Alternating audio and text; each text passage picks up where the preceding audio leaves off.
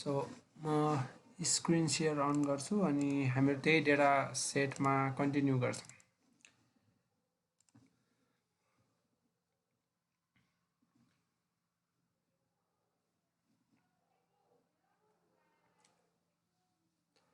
So अब regression analysis गर्दाखेरि basically हामीले तिन चारवटा चिजहरू गर्नुपर्छ, तिन चारवटा कुराहरू। एउटा भनेको चाहिँ ग्राफिकल भिजुअलाइजेसन हो। ग्राफिकल भिजुअलाइजेसन चाहिँ दुईवटा भेरिएबल भएको केसमा मात्रै गर्न मिल्छ। हामी तिनवटा भेरिएबल भएको केसमा स्क्याटर डायग्राम बनाउन सक्दैनौँ। त्यही भएर मल्टिपल रिग्रेसनमा स्क्याटर डायग्राम भन्ने हुँदैन होइन। यदि यदि एउटा मात्रै इन्डिपेन्डेन्ट भेरिएबल छ भने त्यस्तो बेलामा हामीहरूले स्क्याटर डायग्राम पनि बनाउनु पर्ने हुनसक्छ, स्क्याटर डायग्राम बनाउने चलन छ। तर मल्टिपल रिग्रेसनमा स्क्याटर डायग्राम बनाउन मिल्दैन, किनकि हामीसँग दुईवटा इन्डिपेन्डेन्ट भेरिएबल हुन्छ। त्यस्तो केसमा हामी जेनरल्ली ग्राफिकल भिजुअलाइजेसन गर्दैनौँ। हामीहरू रिग्रेसन इस्टिमेट गर्ने र त्यसलाई चाहिँ इन्टरप्रेट गर्ने काम मात्रै गर्छौँ। अब स्क्याटर प्लट कसरी बनाउने भन्ने हिजो अस्ति हामीले सिकिराखेकै कुरा हो। तपाईँ हिजो अस्तिको भिडियो हेरेर फेरि पनि स्क्याटर प्लट कसरी बनाउने भनेर आफैले रिभाइज गर्न सक्नुहुन्छ।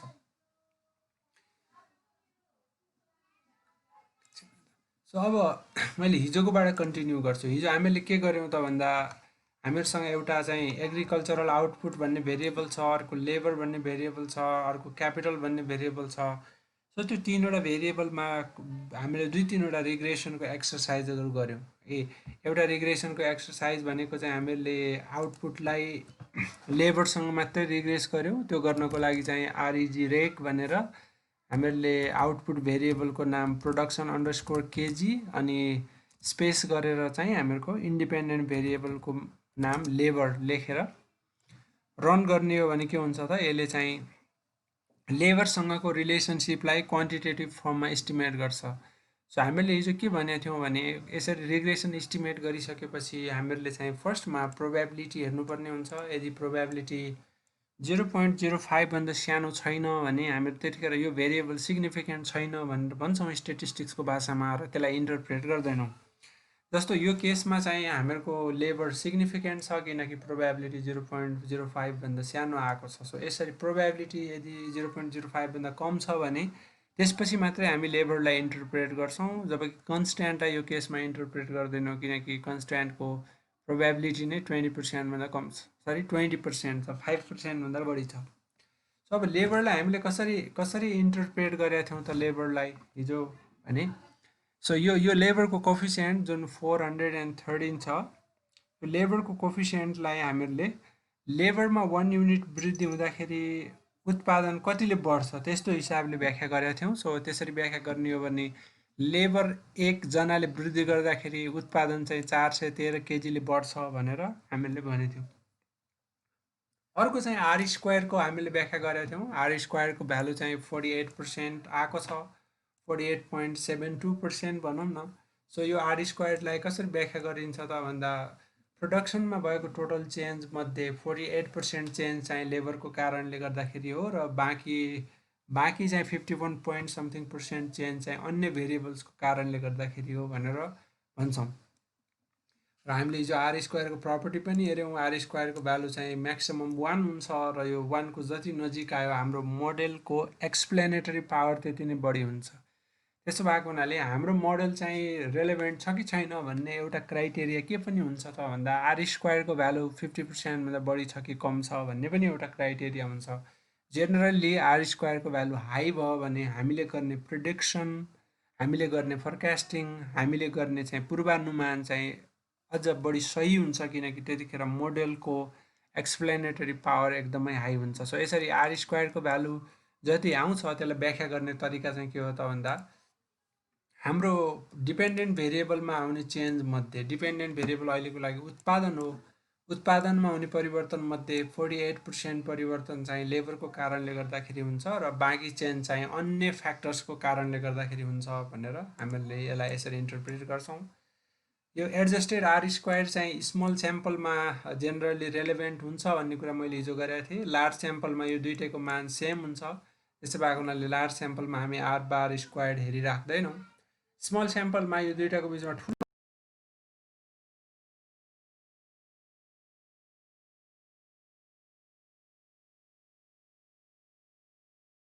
यसमा चाहिँ हामीहरू एनोभा गर्छौँ कि गर्दैनौँ भन्ने क्वेसन उठाउनु भएको थियो। सो एनोभा चाहिँ मल्टिपल रिग्रेसनमा गरिन्छ। अहिले एउटा मात्रै इन्डिपेन्डेन्ट भेरिएबल भएको भएर एनोभा गर्नु र यो टीको प्रोबेबिलिटी हेर्नु एउटै कुरा हुन्छ। त्यही भएर सिम्पल रिग्रेसनमा हामी एनोभा अथवा यो एफको मान कति छ भनेर हेर्दैनौँ है। यो चाहिँ भयो हिजोको थोरै रिभिजन। अनि अघि हामीले क्यापिटलको पनि यसरी गरी रिग्रेसन गरेका थियौँ। प्रोडक्सन अन्डरस्कोर केजी लाइक क्यापिटलसँग रिग्रेस गरेका थियौँ, क्यापिटलसँग। सो यसरी गर्दाखेरि पनि हामी प्रोबेबिलिटी हेर्छौँ। प्रोबेबिलिटी चाहिँ 0.05 भन्दा कम छ भने यो सिग्निफिकेन्ट हुन्छ क्यापिटल, अर्थात् क्यापिटलले सिग्निफिकेन्टली उत्पादनमा प्रभाव पार्छ भन्ने अर्थ लाग्छ। र यो कोफिसियन्टको इन्टरप्रिटेसन हामी कसरी गर्छौँ त भन्दा क्यापिटल रुपियाँमा नापिएको छ, रुपिजमा। त्यसो भएको हुनाले हामीले पुँजीमा 1 रुपियाँ वृद्धि गर्ने हो भने उत्पादन 0.118 केजीले बढ्छ भनेर यसरी व्याख्या गर्छौँ। र यहाँको पनि आर स्क्वायर्डको भ्यालु त्यसै गरी व्याख्या गरिने हो। उत्पादनमा हुने वृद्धिमध्ये 35% चेन्ज चाहिँ क्यापिटलको कारणले गर्दाखेरि हो, बाँकी अन्य फ्याक्टर्सको कारणले गर्दाखेरि हो भनेर मेरो व्याख्या गर्छौँ। आर स्क्वायर आर बार स्क्वायरमा केही पनि फरक छैन सिग्निफिकेन्टली। त्यसो भए हुनाले हामी आर बार स्क्वायरको भ्यालु रिपोर्ट गर्दैनौँ र गरे पनि हामीहरू यसलाई इम्फसाइज गरेर व्याख्या गर्दैनौँ। र मैले अघि भने जस्तै एनोभा टेस्ट चाहिँ सिम्पल रिग्रेसनमा त्यति धेरै एक्स्ट्रा इन्फर्मेसन दिने खालको हुँदैन, किनकि टी टेस्ट र एनोभा टेस्ट एउटै हुन्छ, एउटै रिजल्ट दिन्छ यिनीहरूले।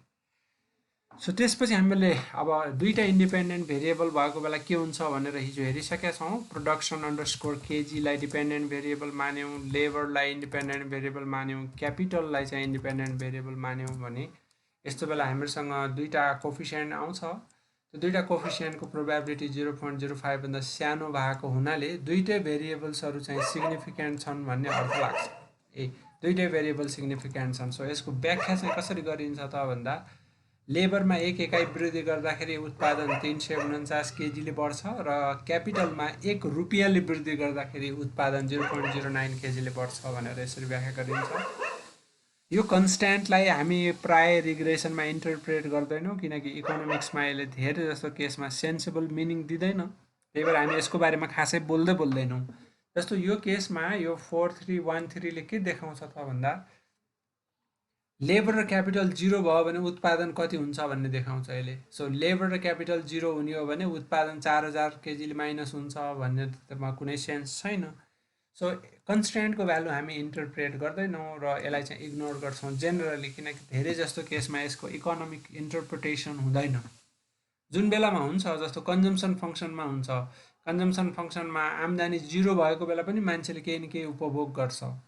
त्यस्तै गरेर इन्भेस्टमेन्ट फङ्सनमा हुन्छ, इन्भेस्टमेन्ट फङ्सनमा ब्याज दर 0 भयो भने पनि मान्छेले केही न केही लगानी गर्छ। सो जुन बेला चाहिँ इकोनोमिक सेन्स आउँछ त्यतिखेर चाहिँ इन्टरप्रेट गरिन्छ भने 99% केसमा चाहिँ कन्स्ट्यान्टको भ्यालु इन्टरप्रेट गरिँदैन, त्यसलाई चाहिँ इग्नोर गरिन्छ। त्यो चाहिँ एउटा म्याथमेटिकल इन्टरसेप्ट मात्रै हो। सो त्यसले चाहिँ त्यति धेरै सेन्स हामीलाई दिँदैन। सो यो चाहिँ हिजो गरेको कुराको रिभ्यू हो। तपाईँलाई केही क्वेसन छ, नबुझेको कुरा भने च्याट बक्समा राख्दै गर्नु होला, म एकछिनपछि एड्रेस गर्छु। र अहिलेको लागि हामीले जुन हिजो लग फर्ममा इस्टिमेट गरेका थियौँ त्यो लग फर्ममा इस्टिमेट गरेको मोडलमा जान्छौँ है। मैले एक्सेलमा पनि गर्न सकिन्छ लग कन्भर्सन भनेर भनेको थिएँ होइन। अब एक्सेलमा नगरेर स्टाटामै गर्नु पर्यो भने पनि कसरी गरिन्छ भन्ने कुरा मैले हिजो देखाएको थिएँ। अहिले म यो डु फाइलमा चाहिँ गरेर देखाउँछु र यो सेभ गरिराख्छु डु फाइलमा। यसको लागि हामीले लग कन्भर्सनको लागि चाहिँ नयाँ भेरिएबल जेनेरेट गर्नुपर्छ। लग कन्भर्सनको लागि है नयाँ भेरिएबल जेनेरेट गर्नु पर्यो। जेनेरेट लग प्रोडक्सन भनेको यो हाम्रो नयाँ भेरिएबलको नाम हो है। हामीले राखेको नाम हो, जे राखे पनि हुन्छ। लग प्रोड मात्रै राखे नि भयो, हामीले राख्ने नाम भएर जे नाम राखे नि भयो। Equals to LOG log of, अब यो भेरिएबल चाहिँ यहाँ भएको भेरिएबल हुनु पऱ्यो। कसको लग लिने त? पिआरओडी अन्डरस्कोर केजीको लग लिने। सो हामीहरूले यहाँ के गर्यौँ त भन्दा प्रोडक्सन केजीमा लग लगाएर नयाँ भेरिएबल बनाइदिए भनेर स्टाटालाई भन्यौँ, यसले नयाँ भेरिएबल बनाइदिन्छ। अब यहाँ के भन्यो त भन्दा भेरिएबल लग प्रोडक्सन अलरेडी डिफाइन भनेर भन्यो। यसको मतलब मैले माथि नै यो फर्मुला काहीँ लेखिसकेको रहेछु, अघि रन गर्दाखेरि यसले डिफाइन गरिसकेको रहेछ। अब त्यो कहाँ छ हेरौँ होइन। गरिसकेको रहेछ भने गर्नु परेन। सो यो चाहिँ रिग्रेसन भयो, रिग्रेसन।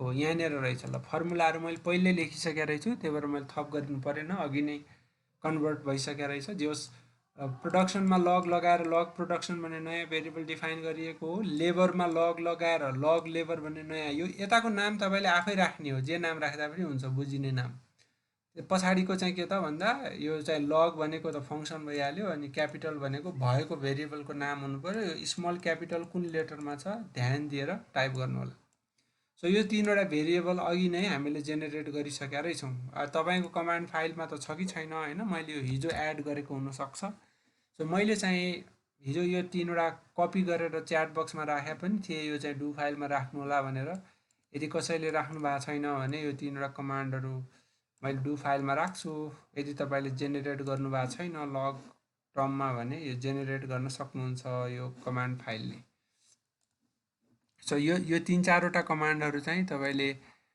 स्टाटामा कपी गरेर कमान्ड फाइलमा सेभ गरेर राख्दा हुन्छ अब हामीले यहाँ लगमा जेनेरेट गरिसकेका रहेछौँ त्यो कहाँबाट चेक गर्न सकिन्छ त डेटाबाट चेक गर्न सकिन्छ डेटा ब्राउजरबाट यी लास्टमा चाहिँ लग प्रोडक्सन लग लेबर लग क्यापिटल भनेर हामीले निकालिसकेका छौँ है अब हामी लग फर्ममा हिजो इस्टिमेट गरिसकेका थियौँ तर त्यसैमा हामी कन्टिन्यू गर्छौँ है आज हिजो एकजना साथीले चाहिँ लगमा किन लाने भनेर चाहिँ भन्नुभएको थियो मैले लगमा लानेको फाइदाहरू भनेको थिएँ होइन लगमा लानेको दुई तिनवटा मेन बेनिफिटहरू हुन्छ एउटा डेटाको स्केल चाहिँ एकदमै घटेर जान्छ कि जस्तो तपाईँले चाहिँ लग फर्ममा राख्नु र ओरिजिनल फर्ममा राख्नुको फरक चाहिँ के हुनसक्छ भने म यहाँ दुईवटा डेटा प्लट गर्छु है त एउटा अब यहाँ हुन्छ है त एउटा चाहिँ टाइम सिरिज ग्राफमा चाहिँ अलि राम्रोसँग देखिन्थ्यो अब यहाँ टाइम सिरिज ग्राफ छैन त पनि म एउटा ट्रिक लगाउँछु है त म एउटा ट्रिक लाउँछु तपाईँले चाहिँ यो ट्रिक लगाइराख्नु परेन म चाहिँ यो हाउस होल्ड आइडीलाई चाहिँ टाइम इन्टरभलको रूपमा यसलाई लिन भन्छु अनि चाहिँ म एउटा डेटा प्लट गर्छु है त प्रोडक्सन अन्डरस्कोर केजी भन्ने डेटा प्लट गर्छु प्रोडक्सन अन्डरस्कोर केजी भन्ने डेटा प्लट गर्छु है ल हेर्नुहोस् यो ग्राफ चाहिँ यस्तो छ भन्नुको अर्थ के त भन्दा यहाँ कुनै किसानहरू भक्कु टन्नै उत्पादन गर्नेछन् कुनै चाहिँ एकदम कम उत्पादन गर्नेछन् एकदमै उतार चढाव छ होइन डेटामा एकदमै उतार चढाव छ एकदमै डाइभर्सिटी छ डेटामा अब मैले के गर्छु भने यो डेटामा लग लगाइसकेपछिको भ्यालु प्लट गर्छु है त लग प्रोडक्सन अब अघिको ग्राफ र यो ग्राफ हेर्नुहोस् है त कति फरक पर्छ सो अघिकोमा चाहिँ धेरै उतार चढाव थियो होइन अघिको ग्राफमा अहिले चाहिँ यो कहाँदेखि कहाँसम्म छ भन्दा जम्मा 7देखि 11-12सम्म मात्रै भोलेटिलिटी छ कि अघिको ग्राफमा कहाँदेखि कहाँ थियो अब म एकछिन फेरि पुरानोमा लान्छु है त अहिले चाहिँ 7देखि 12सम्म मात्रै फ्लक्चुएट भइरहेको छ है अघिको डेटामा कहाँदेखि कहाँ फ्लक्चुएट भएको थियो अघिको डेटामा कहाँदेखि कहाँ फ्लक्चुएट भएको छ त यहाँ 0देखि 80,000सम्म भोलेटाइल छ भनेको त्यत्रो ठुलो उतार चढाव छ सो लग लिनुको एउटा चाहिँ बेनिफिट के पनि हुन्छ त भन्दा डेटामा जो एकदमै डाइभर्सिटी छ भने त्यो डाइभर्सिटीलाई खुम्च्याइदिने काम गर्छ जसले गर्दाखेरि रिग्रेसनमा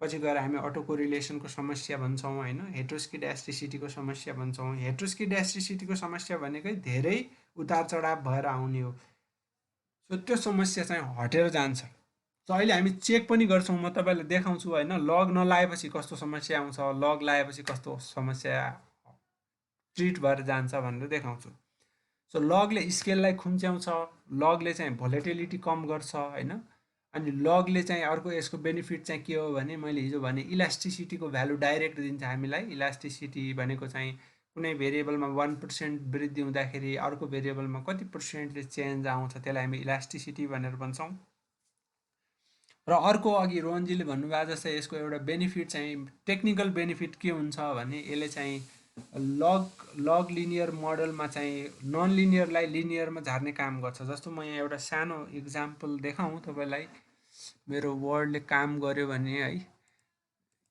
कहिले काम गर्छ कहिले गर्दैन एकैछिन है त सो यसले चाहिँ कहिलेकाहीँ चाहिँ हामीहरूलाई कस्तो सहज बनाइदिन्छ त भन्दा हामीहरूको देख्दाखेरि चाहिँ अलि अनौठो खालको इक्वेसनलाई चाहिँ सिम्पल इक्वेसनमा झार्ने काम गर्छ। रिड ओन्ली फाइल भएर कस्तो ह्याङ भएछ। सो सपोज मानौँ कि हाम्रो चाहिँ इक्वेसन यस्तो खालको छ। अब इकोनोमिक्स पढ्नु भएको छ भने पनि ठिक छ, पढ्नु भएको छैन भने पनि तनाव नलिनु होला। सो हामीहरूको इक्वेसन चाहिँ अलिकता नन लिनियर फर्ममा छ। नन लिनियर भने के त भन्दा सिम्पल फर्ममा छ, होइन पावरमा आइराखेको छ पुरै। जस्तो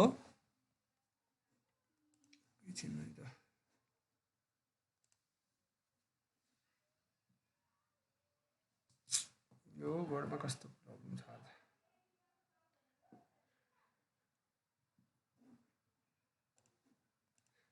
सो हाम्रो इक्वेसन चाहिँ सपोज नन लिनियर फर्ममा छ। नन लिनियर फर्ममा आउने भने के हो त भन्दा लेबरको पावरमा पनि कुनै चिज आउने, क्यापिटलको पावरमा पनि कुनै चिज आउने। कनेक्टिङ टु प्रिन्टर पो भन्दैछ त अहिले।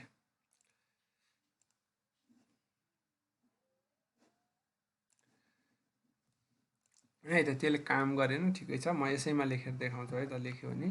सो हामीसँग यस्तो खालको Q equals to capital Q equals to A, अनि लेबरको पावर है, लेबरको पावर ए टाइम्स क्यापिटलको पावर बी, यस्तो खालको हामीहरूसँग इक्वेसन छ है। यो इक्वेसन चाहिँ सिम्पल फर्ममा छैन, जुन अघि हामीहरूले सिम्पल फर्ममा कुरा गरिराखेका थियौँ होइन, त्यस्तो सिम्पल फर्ममा छैन। बल्ल खुलेछ, म यसमा लेखेर देखाउँछु है त। प्रोडक्सन काम गरी खाँदैन आज। सो लेबरको पावरमा ए छ, क्यापिटलको पावरमा बी छ ए। सो लेबर र क्यापिटल सिम्पल फर्ममा छैन यो केसमा, पावरमा चाहिँ ए र बीको कोफिसियन्ट आइराखेको छ। हिजो अस्ति हामीहरूले गरेको र यसमा के फरक छ त? हामीहरूले गरेको यस्तो खालको थियो, Q equals to a plus b one times labour plus b two times capital, यस्तो खालको सिम्पल फर्ममा थियो होइन, जहाँ चाहिँ क्यापिटलको अगाडि आउने अङ्कलाई हामीहरू क्यापिटलको कोफिसियन्ट भन्थ्यौँ, लेबरसँग गुणा भएर आउने अङ्कलाई लेबरको कोफिसियन्ट भन्थ्यौँ। तर यहाँ चाहिँ के छ त भन्दा क्यापिटलको अगाडि कुनै पनि अङ्क छैन, कोफिसियन्ट छैन, पावरमा छ कोफिसियन्ट चाहिँ, लेबरको पनि पावरमा कोफिसियन्ट छ। सो यस्तो खालको इक्वेसनलाई हामीहरू नन लिनियर इक्वेसन भनेर भन्छौँ। नन लिनियर इक्वेसन भने के हो त? पावरमा 1 भन्दा अरू कुनै अङ्क भएको। पावरमा 1 भइदिएको भए यो लिनियर हुन्थ्यो, जस्तो के को पावर 1 भइदिएको भए, एलको पावर 1, के को पावर 1, यस्तो भइदिएको भए एएल प्लस बी के भयो भने के हुन्छ त? यो के को पावरमा पनि 1 छ, एलको पावरमा पनि 1 छ। सो यसलाई हामी लिनियर भन्छौँ। यस्तो इक्वेसन सजिलैसँग इस्टिमेट गर्न मिल्छ, हामीहरूले माथि लेखे जस्तो कमान्ड दियो भने गर्न मिल्छ। तर अब अघिको जस्तो फेरि सोचौँ, हामीहरू लेबरको पावरमा ए छ, लेबरको पावरमा ए, क्यापिटलको पावरमा बी छ भने त्यस्तो खालको इक्वेसन, लेबरको पावर ए इन्टु क्यापिटलको पावर बी छ भने त्यस्तो खालको इक्वेसनलाई हामी नन लिनियर इक्वेसन भनेर भन्छौँ। र अब इकोनोमिक्समा त्यसलाई चाहिँ अहिलेको केसमा कप डगलस प्रोडक्सन फङ्सन भनेर पनि भनिन्छ। अब लग लिनुको बेनिफिट चाहिँ के हो भने, लग लियौँ भने हामीहरूले यसलाई चाहिँ लिनियर फर्ममा झार्न सक्छौँ। यो चाहिँ लग लियो भने यस्तो हुन्छ, लग, यो एलएन भनेको नेचुरल लग हो, लग इक्वल्स टु, अब यो कस्तो फर्ममा जान्छ त भन्दा A log labour plus B log capital, यस्तो फर्ममा जान्छ। सो हामीहरूले लग क्यापिटललाई एउटा भेरिएबल मान्ने हो, लग लेबरलाई एउटा भेरिएबल मान्ने हो भने अब यो सिम्पल फर्ममा गइसक्यो अघिको जस्तै है। लग लेबरको अगाडि ए छ, लग क्यापिटलको अगाडि बी छ। सो यसको अगाडि आउने नम्बरलाई हामी लग क्यापिटलको कोफिसियन्ट भन्छौँ, यसको अगाडि आउने नम्बरलाई चाहिँ लग लेबरको कोफिसियन्ट भन्छौँ। यसरी सबैतिर लग लिने हो भने यसको बेनिफिट के पनि हुँदो रहेछ त भन्दा हामीहरूको नन लिनियर इक्वेसनहरूलाई कतिपय केसमा लिनियर इक्वेसनमा कन्भर्ट गर्न मिल्दो रहेछ, ताकि सिम्पल रिग्रेसनबाट यसलाई सजिलैसँग इस्टिमेट गर्न सकिने भयो है। अब यहाँ त हामीले डिफाइन गरेका छौँ, लग प्रोडक्सन डिफाइन गरिसकेका छौँ, लग प्रोडक्सनको भ्यालु हामीसँग छ। लग लेबर हामीले डिफाइन गरेका छौँ, लग लेबरको भ्यालु पनि छ। लग क्यापिटल पनि हामीले अघि निकाल्यौँ, त्यसको पनि भ्यालु छ भनेपछि छ। त्यस्तो इक्वेसनलाई अब सजिलोसँग आरइजी रेग अनि लग प्रोडक्सन, म क्लिक गरेर ल्याउँछु, लग प्रोडक्सन डिपेन्डेन्ट भेरिएबल हो, लग लेबर इन्डिपेन्डेन्ट भेरिएबल हो, अनि लग क्यापिटल पनि इन्डिपेन्डेन्ट भेरिएबल हो। सो यस्तो फर्मले त्यस्तो खालको कम्प्लेक्स खालको नन लिनियर खालको इक्वेसन पनि इस्टिमेट गर्न सकिने भयो। सो यो इस्टिमेट हामीले हिजो गरिसकेका छौँ र यसको व्याख्या चाहिँ कसरी गरिन्छ भन्ने थियौँ भने हामीले यसको व्याख्या अब इलास्टिसिटीको फर्ममा गर्छौँ, इलास्टिसिटीको फर्ममा। तर व्याख्या गर्नुभन्दा अगाडि फेरि पनि यहाँ के हेर्नुपर्छ त भने हामीहरूको प्रोबेबिलिटी 0.05 भन्दा सानो छ कि छैन, फेरि पनि फर्स्टमा चाहिँ त्यो हेर्नुपर्ने हुन्छ।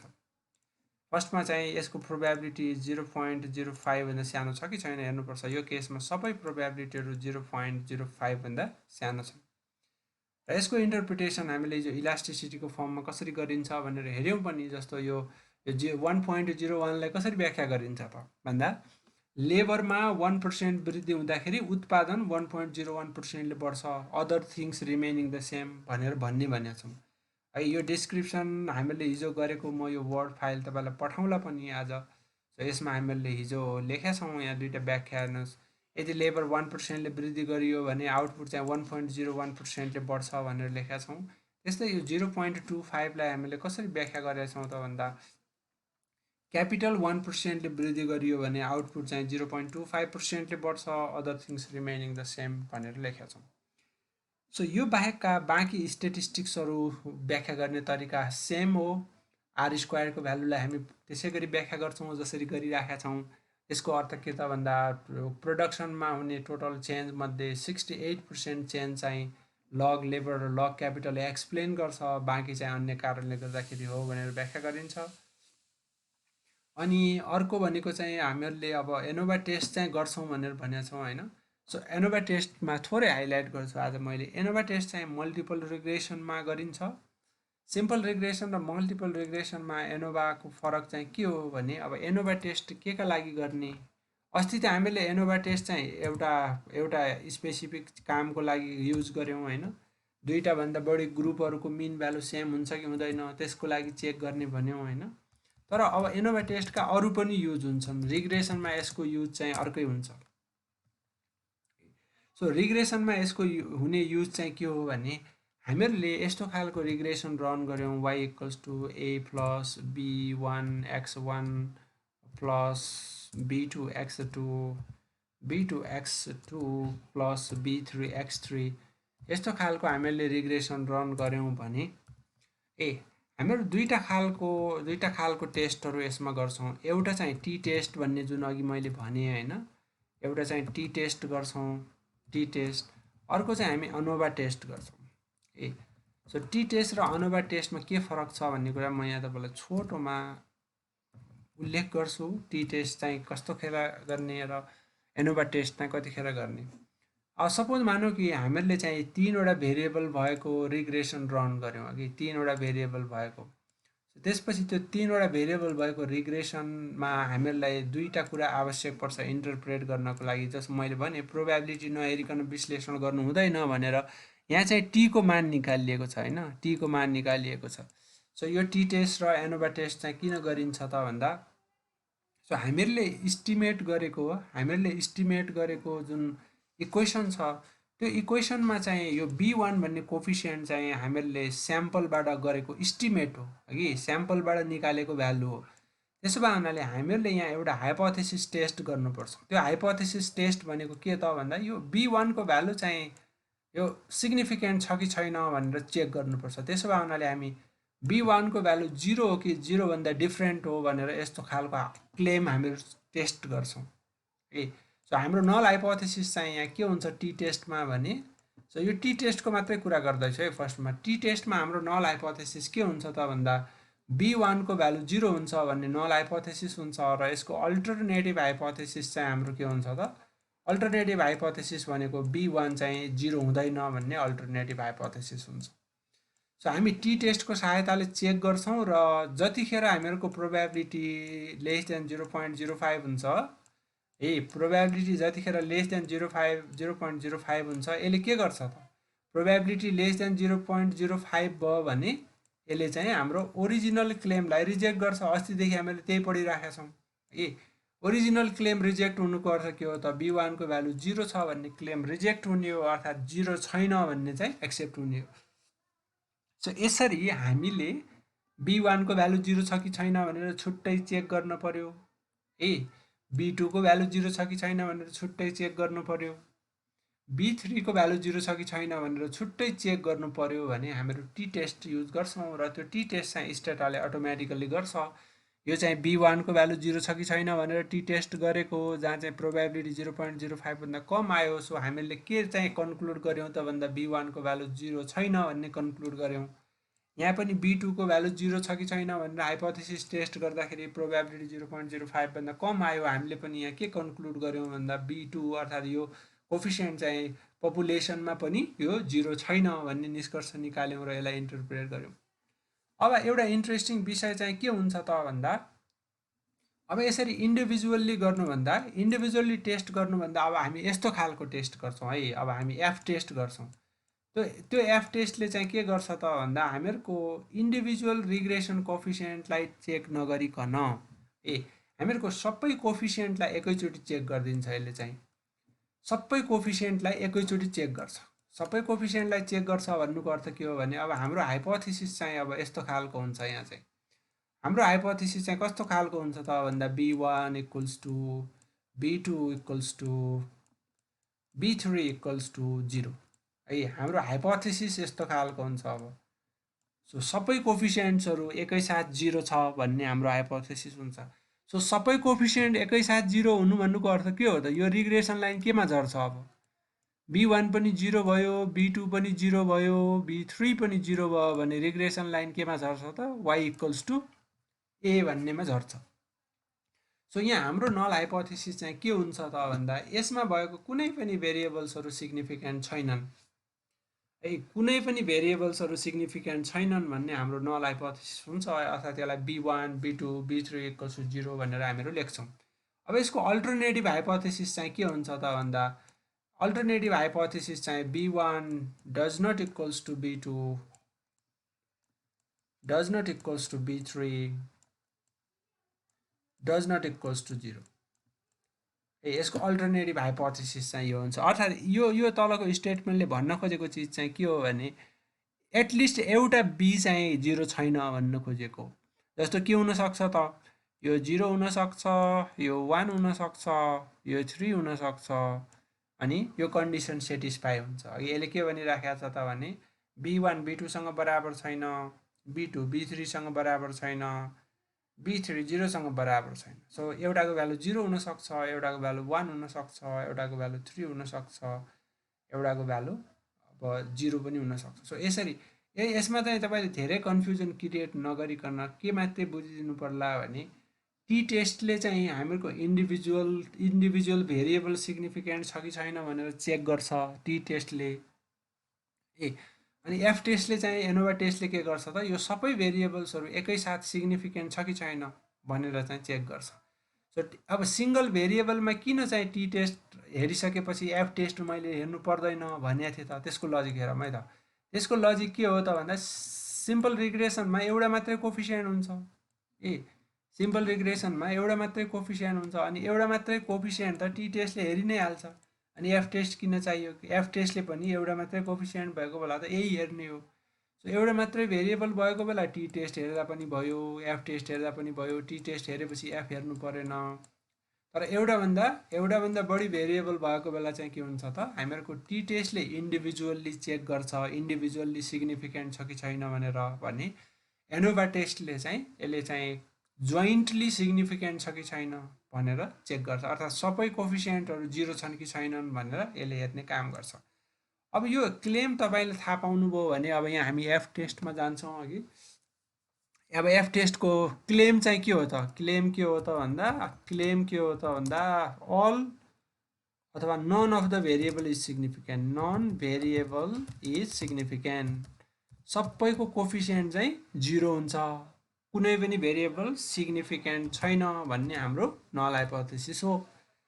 अब नल हाइपोथेसिस एक्सेप्ट भयो कि रिजेक्ट भयो त कहाँबाट थाहा हुन्छ त? प्रोबेबिलिटी कति छ त हाम्रो? 0.00 छ। Probability is 0.<0.05। So we reject the claim. हामी कुन क्लेम चाहिँ रिजेक्ट गर्छौँ त भन्दा सबै भेरिएबल्सहरूको कोफिसियन्ट 0 छ भन्ने क्लेम रिजेक्ट गर्छौँ। अर्थात् कुनै पनि भेरिएबल सिग्निफिकेन्ट छैन भन्ने क्लेम चाहिँ हामी रिजेक्ट गर्छौँ। कसरी रिजेक्ट गर्छौँ त भन्दा यो एफ टेस्टको प्रोबेबिलिटी 0.05 भन्दा सानो आएको बेला रिजेक्ट गर्छौँ। यहाँ सानो आएको छ, सानो आएको हुनाले हामीले जुन क्लेम हुन्छ एनोभा टेस्टको क्लेम चाहिँ हामी रिजेक्ट गर्छौँ। एनोभा टेस्टको क्लेम भनेको कुनै पनि भेरिएबल सिग्निफिकेन्ट हुँदैन भन्ने हुन्छ र त्यसलाई रिजेक्ट गर्नुको अर्थ के हो भने एटलिस्ट एउटा भेरिएबल चाहिँ सिग्निफिकेन्ट छ भन्ने हो है। कुनै पनि भेरिएबल सिग्निफिकेन्ट छैन भन्नेलाई रिजेक्ट गर्नु पर्यो भने हामीले निष्कर्ष के दिन्छौँ त भन्दा at least one variable is significant भन्ने दिन्छौँ। सो रिजेक्ट भयो भने यसलाई चाहिँ सबै भेरिएबल सिग्निफिकेन्ट छ भनेर लेख्न पाइँदैन है। सबै भेरिएबल सिग्निफिकेन्ट, सबै मान्छे काम लाग्ने छैनन् लाई रिजेक्ट गर्नु पर्यो भने एटलिस्ट एउटा मान्छे काम लाग्ने छ भन्ने बित्तिकै रिजेक्ट हुन्छ है। नेपालका सबै मन्त्री काम नलाग्ने छन् भन्ने क्लेमलाई रिजेक्ट गर्नु पर्यो भने कम्तीमा एउटा काम लाग्ने छ भन्यो भने अटोमेटिकली रिजेक्ट हुन्छ। सबै काम लाग्ने छैनन् भन्ने रिजेक्ट गर्नु पर्यो भने सबै काम लाग्ने छन् भन्ने होइन। हामीहरू यसको निष्कर्ष कसरी लेख्छौँ त at least one variable is significant, at least one variable is significant भनेर हामीहरू लेख्छौँ। अब कुन भेरिएबल चाहिँ सिग्निफिकेन्ट हो भन्ने कुरो यसले बताउँदैन। यसले चाहिँ सिम्पली के चेक गर्छ त सबै भेरिएबल्सहरूको साइन 0 छ कि छैन भनेर कन्फर्म गर्छ। यदि सबै भेरिएबलको साइन 0 छैन भन्ने अर्थ आयो भने हाम्रो निष्कर्ष चाहिँ एटलिस्ट एउटा चाहिँ नन 0 रहेछ है भन्ने निकाल्नुपर्छ। सो यसको व्याख्या चाहिँ यसरी गरिन्छ। ल अब यो एनोभा टेस्टमा चाहिँ कुनै क्वेसन छ, किनकि यो आज नयाँ आएको हो, यसमा कुनै क्वेसन छ भने हामी छोटो छलफल गर्छौँ। तपाईँले च्याट बक्समा कुनै क्वेसन राख्नु भएको छ भने म त्यसलाई पनि एड्रेस गर्छु।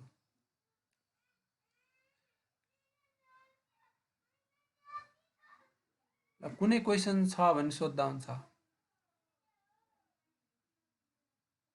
सिद्ध सर, हेलो। हजुर हजुर भन्नु न, सुनिरहेको छु मैले। सर त्यो अब योसँग त होइन कि योसँग नै जोड्ने, तर त्यो हामीले जतिखेर हामीले प्रोबेबिलिटीको भ्यालु चाहिँ 0.05 को कुरा गरिरहेको छौँ नि, हजुर त्यो चाहिँ हाम्रो 95% को त्यो कन्फिडेन्स इन्टरभलमा हो होइन सर? जस्तो 99 मै हुने हो भने त त्यो चाहिँ फेरि 0.01 तिर ल्याउनु पर्छ होइन सर? हामीले 99% मा हेर्ने हो भने हो तपाईँले भनेको एकदम सही हो होइन। अहिले हामी 95% कन्फिडेन्समा काम गरिराखेका छौँ। डिफल्ट कन्फिडेन्स चाहिँ त्यही हो होइन। भोलि हजुर हजुर गएर 99% कन्फिडेन्समा काम गर्नु पर्यो भने त्यतिखेर चाहिँ हामीहरू अब यो प्रोबेबिलिटी चाहिँ 0.01 भन्दा सानो छ कि छैन भनेर हेर्छौँ होइन। 90%मा काम हजुर 0.10 भन्दा सानो छ कि छैन भनेर हेर्छौँ। सो सुरुमा हामी 90%मा काम गरौँ, अन्तमा गएर चाहिँ मैले कन्फिडेन्स लेभल कसरी चेन्ज गर्ने भन्ने सिकाइदिन्छु होइन। अनि यहाँ चाहिँ हजुर हजुर 95% कन्फिडेन्स इन्टरभल भनेर आइरहेको छ होइन। तपाईँले अब यसलाई 99% इन्टरभल निकाल्न सक्नुहुन्छ। यसको पछाडि एउटा चिज बित्तिकै त्यो निस्किन्छ, लास्टमा चाहिँ हामी त्यो चेन्ज गरेर हेर्छौँ। हस् सर, हस् सर। सिद्ध सर, हजुर सर सुन्नु न, जस्तो त्यो B1 B2 B3 is equal to 0 पछि होइन एफ टेस्ट गर्नको लागि हजुर त्यो एकचोटि यसो समराइज गरिदिनु मिल्छ सर? भर्खरै छुट्यो कि मेरो त्यो पार्ट। अनि त्योमा खालि यति मात्रै हामीले के सम्झिराख्नु पर्यो भने टी टेस्ट गर्दाखेरि चाहिँ हामी इन्डिभिजुअल भेरिएबलको भ्यालु 0 छ कि इन्डिभिजुअल कोफिसियन्टको भ्यालु 0 छ कि छैन भनेर चेक गर्छौँ होइन। इन्डिभिजुअली चेक गर्नु भने के त भन्दा जस्तो यो B1 कोफिसियन्ट चाहिँ 0 छ कि छैन भनेर चेक गर्ने हो। सो यसमा तपाईँले फर्स्ट कुरो दिमागमा के राख्नुपर्छ भने हामीहरूको उद्देश्य जहिले पनि के हुन्छ त भन्दा पपुलेसनको बारेमा निष्कर्ष निकाल्नु भएको हुन्छ। सो अब हामीहरूको स्याम्पलमा आएको आन्सर 0 छ कि छैन भनेर त किन चेक गर्नु पर्यो नि? सुरुमा मलाई लाग्छ 60% मान्छेलाई यो कन्फ्युजन हुन्छ कि त्यो कन्फ्युजन के हुन्छ भने यहाँ चाहिँ 1.01 देख्दै यो 0 छ कि छैन भने किन चेक गर्ने होला, यस्तो खालको कन्फ्युजन हुन्छ सुरुमा। र हामीले यसलाई कसरी दूर गर्नुपर्छ भने यो त हामीहरूले 95 जनाबाट ल्याएको डाटाको आधारमा निकालेको न हो, 95 जनाको नतिजा पो हो त यो होइन। हामीहरूले त पुरै युनिभर्सको बारेमा पपुलेसनको बारेमा जेनरलाइज गर्नुपर्ने छ। त्यसो भएको हुनाले हामीले कन्क्लुजन निकाल्ने पपुलेसनको बारेमा। त्यही भएर हामी के चेक गर्न गइरहेछौँ भने 95 जनाकोमा त 1.01 देखियो, यो सबैजनाको लिने हो भने के हुनसक्छ, 0 हुन्छ कि 0 भन्दा कुनै नम्बर डिफ्रेन्ट हुन्छ भन्ने हामी चेक गर्न गइरहेछौँ। जुन चाहिँ टी टेस्टबाट चेक गर्नु पर्यो भने चाहिँ इन्डिभिजुअल्ली चेक गरिन्छ होइन। B1 इक्वल्स टु 0 भन्ने छुट्टै चेक गरिन्छ, B2 इक्वल्स टु 0 भन्ने छुट्टै चेक गरिन्छ, B3 इक्वल्स टु 0 भन्ने छुट्टै चेक गरिन्छ। र हामी प्रोबेबिलिटी हेर्छौँ, जस्तो B2 इक्वल्स टु 0 भन्ने चेक गर्नु पर्यो भने हामी B2 इक्वल्स टु 0 भनेर चाहिँ चेक गर्छ। स्टाटाले अटोमेटिकल्ली टीको मान निकालिसक्छ होइन। अनि यो प्रोबेबिलिटी पनि निकालिसक्छ। यो टीको मान हामी आफै पनि निकाल्न सक्छौँ है। यो कोफिसियन्टलाई स्ट्यान्डर्ड एररले भाग गर्यो भने यो ठ्याक्कै 10.52 आउँछ। जस्तो त्यो कसरी निकाल्ने हो टीको मान भन्दा यहाँ 10.01 डिभाइडेड बाई 0.09 गर्नुभयो भने यसको आसपासमा आन्सर आउँछ। यसले भाग गरेर निकाल्ने हो स्टाटाले। त्यसो भए हुनाले हाम्रो हाइपोथेसिस चाहिँ के हो त भन्दा B1 इक्वल्स टु 0 भन्ने हाम्रो एउटा क्लेम हो। यो चाहिँ रिजेक्ट हुन्छ किनकि प्रोबेबिलिटी 0.05 भन्दा सानो आछ, त्यही भएर यो क्लेम रिजेक्ट हुन्छ। यो क्लेम रिजेक्ट हुनुको अर्थ के त भन्दा B1 is not equal to 0। B1 is not equal to 0 भन्ने हो। सो हामी सेकेन्ड कोफिसियन्टको पनि यसै गरी चेक गर्छौँ। यो भयो टी टेस्टको कुरा। अब एफ टेस्ट अथवा एनोभा टेस्टमा हामी के गर्छौँ भने B1 B2 B3 साइमल्टेनियसली 0 छ भन्ने हाम्रो नल हाइपोथेसिस हुन्छ। यो साइमल्टेनियसली 0 हुन्छ भन्ने नल हाइपोथेसिस चेक गर्नु पछाडिको लजिक चाहिँ के हो त भन्दा हामीहरूले रिग्रेसनमा इन्ट्रोड्युस गरेको कुनै पनि भेरिएबल सिग्निफिकेन्ट छैन, सबैको भ्यालु 0 हुन्छ भन्ने हाम्रो ओरिजिनल क्लेम हो। अब यो ओरिजिनल क्लेम हामी चेक गर्छौँ। यो चेक गर्नको लागि एफ भ्यालु क्यालकुलेट गरिदिएको हुन्छ स्टाटाले। सो एफको प्रोबेबिलिटी 0.05 भन्दा सानो आयो भने हामी रिजेक्ट गर्छौँ। त्यसो भए हुनाले since probability is less than 0.05 we reject the null. Null भने के हो त अघि यहाँ मैले लेखेको हाइपोथेसिस हो। सो यो क्लेम हो। सो यो चाहिँ हामीले रिजेक्ट गर्नु भन्नुको अर्थ के हो त यो रिजेक्ट गर्नु भन्नुको अर्थ के हो भने यहाँ एउटा लजिकल साइन्स छ है। तपाईँहरूले कतिले अहिलेसम्म फेला पार्नु भएको छ, कतिले छैन। लजिकल साइन्समा हामीहरूले निगेट गर्नु पर्यो अथवा त्यसको अपोजिट भन्नु पर्यो। जस्तो पहिला 5-6 क्लासमा पनि कहिलेकाहीँ पढाउँदाखेरि मैले यस्तो पढाए जस्तो लाग्छ, तर कतिपय हामीहरूले चाहिँ केयर गरे हुँदैनौँ है। केयर गरे हुँदैनौँ त्यो के भने जस्तो सबै मान्छे खराब छन् भन्ने कुरालाई निगेट गर्नु पर्यो भने सबै मान्छे राम्रा छन् भन्ने हो त होइन है। त्यसलाई निगेट केले मात्रै गरिदिन्छ त भन्दा एटलिस्ट एकजना मान्छे खराब छ। सो यो सबैभन्दा बढी कहाँ काम लाग्छ भने त्यो विदेश पढ्न जाँदाखेरि जिआरई जिम्याट यस्तो कुरामा चेक गर्छ क्या यो। सो त्यसमा चाहिँ हामीलाई यसरी झुक्क्याइदिन्छ कि जस्तो सबै मान्छे खराब छन् भन्नुको अपोजिट के हुन्छ त भन्दा सबै मान्छे राम्रा छन् भन्ने हुँदैन। सबै मान्छे खराब छन् भन्नेलाई निगेट गर्नु पर्यो भने एटलिस्ट एउटा मान्छे राम्रो छ भन्ने बित्तिकै निगेट हुन्छ अटोमेटिकल्ली। त्यो दुईवटा मान्छे नराम्रो छ, दुईवटा मान्छे राम्रो छ भने पनि नेगेटिभ हुन्छ, तिनवटा मान्छे राम्रो छ भन्ने पनि नेगेटिभ हुन्छ। तर एटलिस्ट वान मान्छे चाहिँ राम्रो छ भन्ने बित्तिकै सबै खराब छन् भन्ने कुरो अटोमेटिकल्ली काटिएर जान्छ। सो यसरी यहाँ एफ टेस्टमा त्यो ठ्याक्कै काम लाग्छ कि अब यसको अल्टरनेटिभ हाइपोथेसिस के हो त। यसको अल्टरनेटिभ हाइपोथेसिस भनेको B1 does not equal to B2 does not equal to B3 does not equal to 0 भन्ने हो। यसको अर्थ के भने B1 मात्रै 0 भएर अरू 0 नहुन सक्छन् है। B1 मात्रै 0 हुनसक्छ, अरू 0 नहुन सक्छन्, एउटा यो पनि हो है।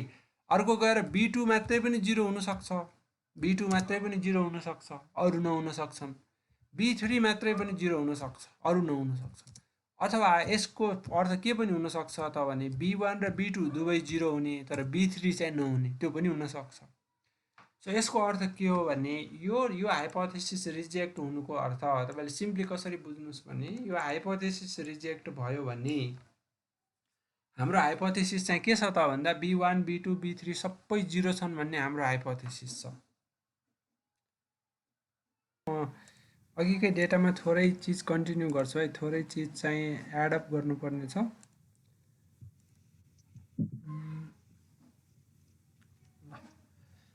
सो अघिकै डेटामा हामीहरू कन्टिन्यू गर्छौँ थोरै काम। एउटा कुरा चाहिँ हामीले अघि लग फर्ममा चाहिँ कसरी इस्टिमेट गर्ने भनेर हेऱ्यौँ होइन। अब त्यो लग फर्ममा इस्टिमेट गरिसकेपछि त्यसको प्रपर्टिजहरू कसरी हेर्ने, म त्यो प्रपर्टिजतिर जान्छु है त। जस्तो अब एरर टर्म्सको प्रपर्टी कसरी हेर्ने भन्ने चाहिँ रिग्रेसनमा महत्त्वपूर्ण हुन्छ। हामीहरू आज त्यसमा फोकस गर्छौँ। 4-5 मिनटमै सकिन्छ, त्यति धेरै लामो समय लाग्ने कन्टेन्ट होइन त्यो। र भ्याइयो भने चाहिँ डम्मी भेरिएबललाई रिग्रेसनमा कसरी युज गर्ने भनेर पनि हेर्छौँ। सो सबैभन्दा पहिला म अघिकै कुरामा जान्छु होइन। अघि हामीहरूले चाहिँ यो लग लिनियर मोडल चाहिँ इस्टिमेट गऱ्यौँ, जहाँ चाहिँ हामीहरूले चाहिँ रिग्रेसन अनि लग प्रोडक्सनको नाम मैले के राखेको छु, PROD। सो यो चाहिँ डिपेन्डेन्ट भेरिएबल, लग लिइसकेपछिको डिपेन्डेन्ट भेरिएबल। त्यसपछि लग लेबर भन्ने हाम्रो इन्डिपेन्डेन्ट भेरिएबल छ, लग क्यापिटल भन्ने चाहिँ अर्को इन्डिपेन्डेन्ट भेरिएबल छ। सो यो गऱ्यो भने हामीले यहाँ एनोभा टेस्ट कसरी गर्ने र त्यसलाई कसरी इन्टरप्रेट गर्ने भनेर अघि इन्ट्रोड्युस गरेका थियौँ थोरै। सो एनोभा टेस्टले हामीलाई सिम्पली के दिन्छ त भन्दा यो सबै कोफिसिएन्टहरू 0 छ कि छैन भनेर चेक गर्छ। टी टेस्टले चाहिँ एउटा इन्डिभिजुअल कोफिसिएन्ट 0 छ कि छैन भनेर चेक गर्छ भने एनोभा टेस्टले चाहिँ सबै कोफिसिएन्ट्सहरू साइमल्टेनियसली भनेको एकैसाथ 0 छ कि छैन भनेर चेक गर्छ। सो हाम्रो क्लेम चाहिँ मैले अघि भने जस्तै जहिले पनि के हुन्छ त, क्लेम चाहिँ के हुन्छ त भन्दा अल कोफिसिएन्ट्स आर 0 हुन्छ, अल कोफिसिएन्ट्स आर 0। अर्थात् अब टेक्निकल शब्दमा लेख्ने हो भने β1 = β2 = 0 भन्ने हुन्छ यो केसमा। सो जस यसको मिनिङ चाहिँ सबै कोफिसिएन्ट्सहरू 0 छन् भन्ने हो। अनि एफको प्रोबेबिलिटी हेर्छौँ हामी। एफको प्रोबेबिलिटी चाहिँ 0.05 भन्दा सानो छ, p is less than 0.05।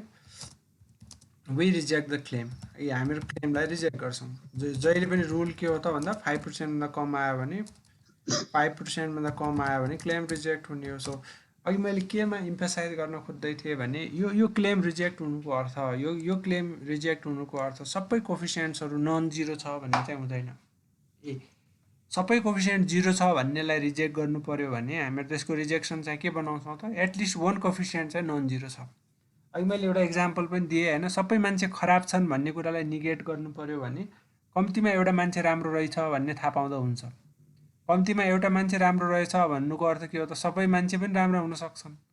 So कम्तीमा एउटा भन्ने कुरा सबैले क्याप्चर गर्छ। सो यसरी हामीले अल कोफिसिएन्ट्स आर 0 लाई निगेट गर्नु पर्यो भने एटलिस्ट 1 इज नन 0 भन्ने हामी निकाल्छौँ निष्कर्ष।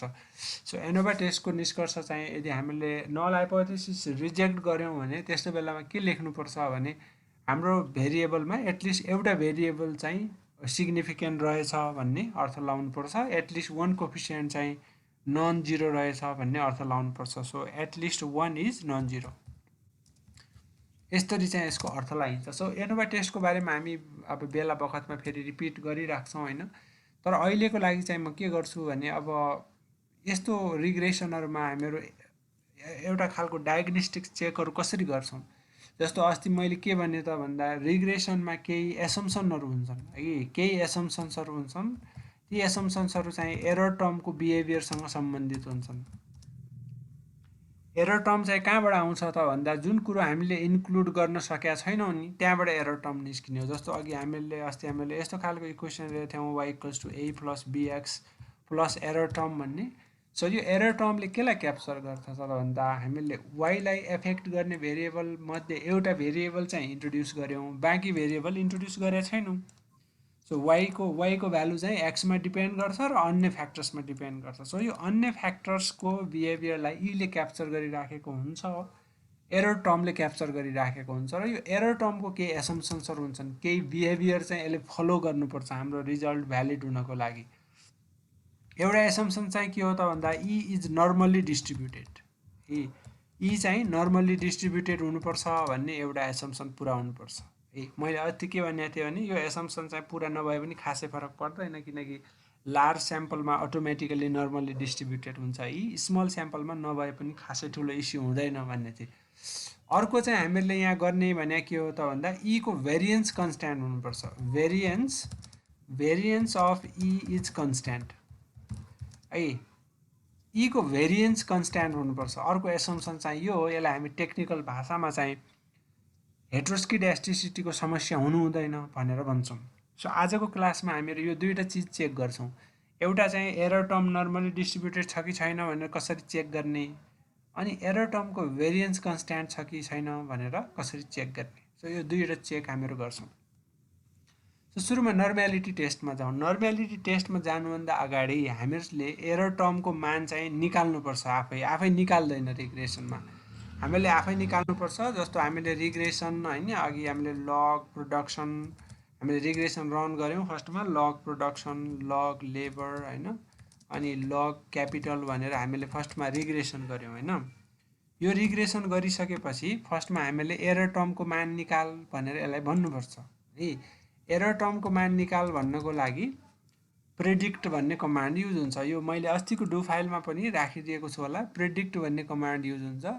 सो प्रेडिक्ट भन्ने कमान्डबाट हामी फर्स्टमा एरर टर्म चाहिँ निकाल्छौँ है। अब एरर टर्मको नाम के राख्ने त नाम के राख्ने त्यो नाम चाहिँ फर्स्टमा राखिन्छ प्रेडिक्ट। अब एरर नै भनौँ न एरर भनेको एरर टर्म हामीले निकाल्ने एरर टर्म हो कमा है आरइएसआइडी भन्ने लेखिन्छ। यो आरइएसआइडी भनेको चाहिँ स्ट्यान्डर्ड शब्द हो। यो चाहिँ फरक पार्न पाइँदैन। सो एरर टर्म निकाल्नको लागि हामीले सिम्पली के गर्नुपर्ने रहेछ त भन्दा रिग्रेसन गरिसकेपछि प्रेडिक्ट भनेर लेख्ने अनि एरर अथवा कुनै नाम दिने। यो चाहिँ नाम दिने हो अनि कमा रेसिट लेख्ने। सो यो गरिसकेपछि हामीले इन्टर गऱ्यौँ भने यहाँ के भन्यो त भन्दा भेरिएबल एरर अलरेडी डिफाइन्ड भनेर भन्यो। मैले पहिला नै डु फाइलमा यो गरिसकेको रहेछु एरर। म यसलाई डिलिट गरिदिन्छु एकचोटि फेरि म त्यही अघिकै कमान्ड चाहिँ रन गर्छु। सो मैले चाहिँ एरर टर्म क्यालकुलेट गर भनेर उसलाई भने है। अब क्यालकुलेट भयो कि भएन भनेर म यहाँ डेटामा गएर हेर्न सक्छु। यहाँ एरर भन्ने नयाँ भेरिएबल निकाल्यो यसले हैन। सो यो एरर भन्ने भेरिएबलको अब हामीहरू विभिन्न चेकहरू गर्छौँ। एउटा नर्मालिटी टेस्ट गर्छौँ, अर्को चाहिँ हामी भेरिएन्स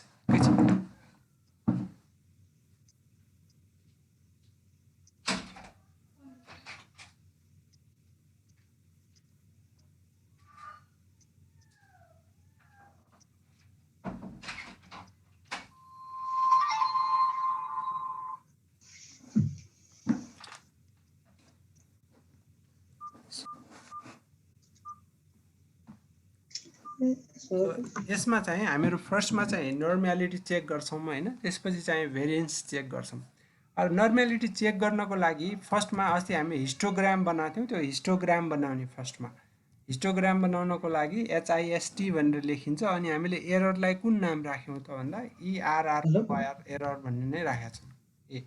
सो यसको हिस्टोग्राम हामी फर्स्टमा हेर्छौँ र यसको आकार कस्तो खालको छ सो नर्मली डिस्ट्रिब्युटेड हुनको लागि मैले के भनेको थिएँ त यो बिचको भागबाट दायाँपट्टि बायाँपट्टि पनि त्यस्तै स्टाइलको भयो भने दायाँ र बायाँपट्टि उस्तै स्टाइलको भयो भने दायाँ र बायाँपट्टि चाहिँ उस्तै स्टाइल भयो भने त्यतिखेर हामीहरूको नर्मली डिस्ट्रिब्युटेड भन्छौँ। यो सेपमा हेर्दाखेरि एकैछिन है म स्क्रिन सेयर गर्दैछु। यो हामीले जुन एररको भेरिएन्स चाहिँ निकाल्यौँ त्यो भेरिएन्स हेर्दाखेरि चाहिँ हामीहरूको सेप चाहिँ लगभग नर्मली डिस्ट्रिब्युटेड खालको जस्तो छ है। अब यसको लागि हामीले अर्को एसके टेस्ट भन्ने पनि गर्छौँ। एकैछिन म यहाँ यसको विन्डो बन्द भएछ।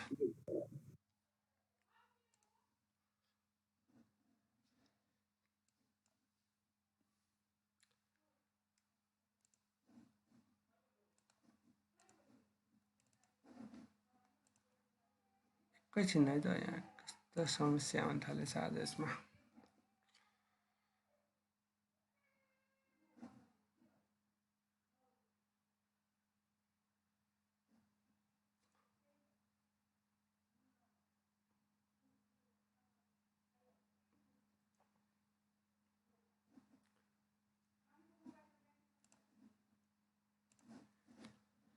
सो यसमा चाहिँ हामीले अघि